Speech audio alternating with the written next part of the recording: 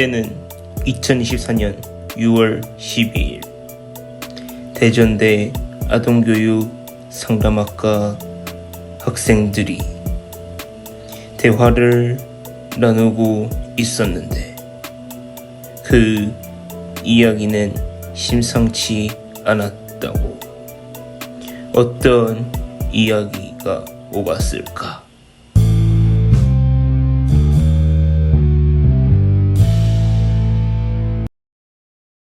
얘들아, 너네 그거 알고 있어? 어떤 거? 내가 아동 분권에 관심이 많잖아. 그래서 자료를 좀 찾아봤는데 그거 되게 재밌더라고. 왜? 아동 빈곤이 감소하다가 최근에 다시 증가하고 있어. 또 지역별로도 차이가 큰데 세종이 가장 낮고 전라북도가 제일 높더라고. 그럼 빈곤 아동들이 받을 수 있는 서비스들이 있어? 디딤 씨앗 동장, 드림스타트, 지역 아동센터, 별식 아동식 지원 등이 있어. 급식 카드는 뉴스를 봐서 아는데 디딤 씨앗 통장, 드림 스타트, 지역 아동 센터는 뭐야? 아, 내가 알려줄게. 그래? 지금부터 알려주도록 하지. 먼저 드림스타트에서 알려줄 거야. 드림스타트는 취약계층 아동의 건강한 성장과 발달을 도모하고 행복한 사회 구성원으로 성장할 수 있도록 맞춤형 통합 서비스를 지원하는 아동복지 사업인 거야.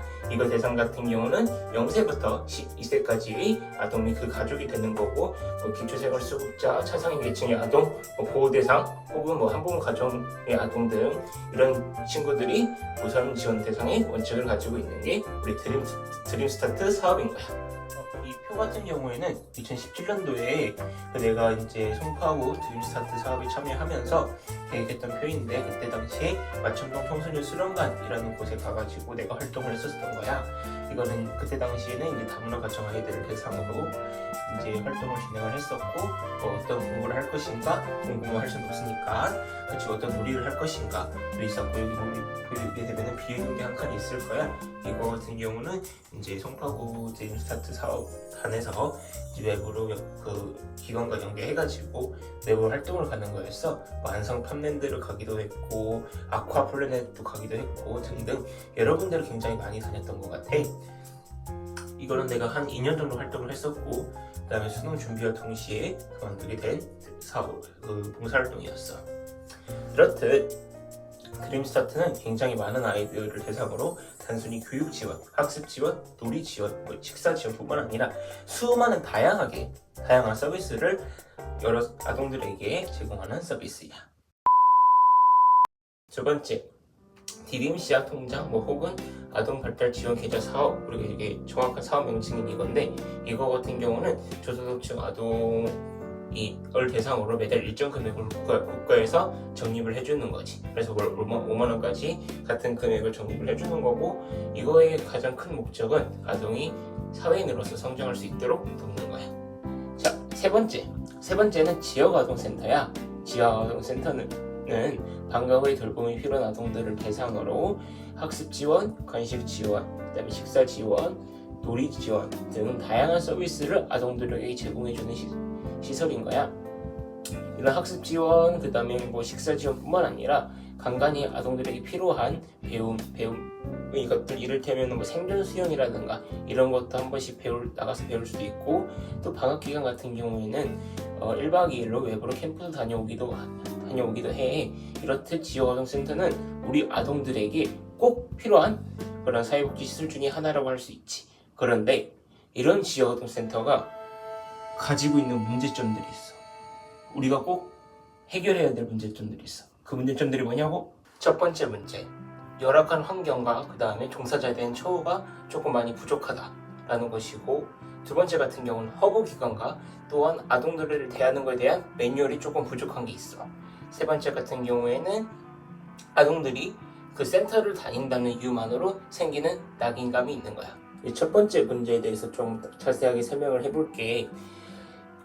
일단은 환경이 굉장히 열악하게 내몰릴 수밖에 없는데, 이 이유가 뭐냐면은 시설 비용, 그러니까 시설 임대료를 시설장 차비로 부담을 하다 보니까 조금 더 열악한 환경, 그러니까 조금 더 싼 곳으로 이동하게 되다 보니까 환경이 열악한 환경에 내몰릴 수밖에 없는 거지.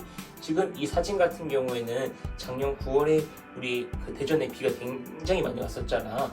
그때 이제 건물에 누수가 생기면서 천장이 내려앉은 거지. 그래서 이 방 같은 경우에는 컴퓨터실이었는데 컴퓨터 위로 전선 위로 다 물이 새가지고 이 작업을 하는데 굉장히 힘들었던 적이 있었어. 근데 이게 만약에 아동이 많이 이용하는 시간, 특히 또 아동이 컴퓨터를 사용하고 있던 시간이라고 한다면은 굉장히 큰 문제가, 큰 사고가 일어났을 수도 있는 문제지.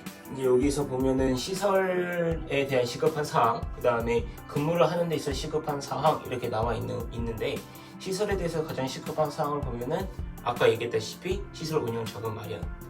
계속 같은 얘기야. 이런 시설에 대한 임대료를 시설장 본인이 부담을 해야 되다 보니까 열악한 환경으로 몰릴 수밖에 없는 거야. 그래서 아까 내가 얘기했던 그런 일들이 발생을 하는 거고. 그다음에 여기 이제 근무를 하는 데서 시급한 상황 보면은 보수 체계. 예전에 비해서 보수 체계는 많이 좋아진 건 사실이야. 하지만 그럼에도 물론 명절 보너스도 나오기도 하고 기타 수당이 나오기는 하지만은 그래도 거의 최저시급에 준하는 급여를 받고 있는 게 현재 지역아동센터 사회복지사들의 현 주소인 거지. 이거는 정말 많이 바뀌어야 된다 생각하고, 그 다음에 그 다음에 아래 있는 게 전문적인 지식 습득. 이거는 우리가 얘기했던 두 번째 문제와도 이어지는 건데, 매뉴얼 자체, 그러니까 매뉴얼로 통해서 얻을 수 있는 전문적인 지식이 있을 거 아니야. 그런 매뉴얼들이 부족하다 보니까 발생하는 문제들이 굉장히 많아. 혹시 경계성 지능장애라고 알아? 경계성 지능장애는 장애 아동은 아니야. 그렇기 때문에 장애 아동들이 받을 수 있는 사회 서비스들은 받기가 어려워. 거의 일반 아동들이 받을 수 있는 서비스들을 받을 수 있는 거지. 작년에 지역아동센터에서 근무를 할 때 그곳에 경계성 지능장애를 가진 아동이 있었어. 그 친구는 초등학교 1학년이었는데 같은 학년의 공부를 따라오기가 정말 힘들었어. 같은 학년의 공부를 2학년임에도 불구하고 9구단, 2단, 3단도 못 외우는 상태였어. 그때 당시에. 근데 나는 그냥 대학교 선생님이었고, 그 다음에 시설장님, 그 다음에 사회복지사님 이렇게 한 분이 계셨었는데 이 두 분도 이 경계성 지능장애를 가진 아동에 대해서 아동을 어떻게 가르쳐야 되는 것을 모르는 거야. 즉 전문적인 지식이 없는 거지. 또한 그에 대한 매뉴얼도 없는 거고. 그래서 나는 어떻게 했었냐면은 그냥 아이가 워낙 집중도 너무 못하고 그다음에 구구단도 모르니까 유튜브로 해가지고 유튜브에 있는 구구단 송으로 해가지고 구구단을 가르친 경험이 있어.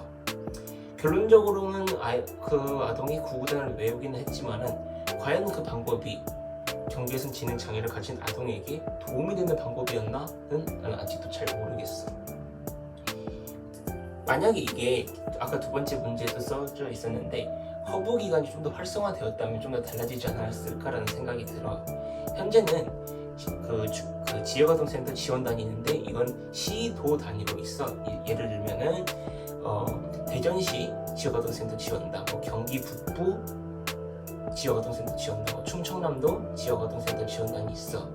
근데 이거는 너무 많은 지역아동센터, 너무 큰 지역을 버무리다 보니까 한 개의 지역아동센터를 관리하기도 어렵고 매뉴얼 구축도 좀 어려운 상황인 거지. 이제 마지막 문제점에 대해서 얘기를 해볼게. 아동들이 갖는 낙인감이야.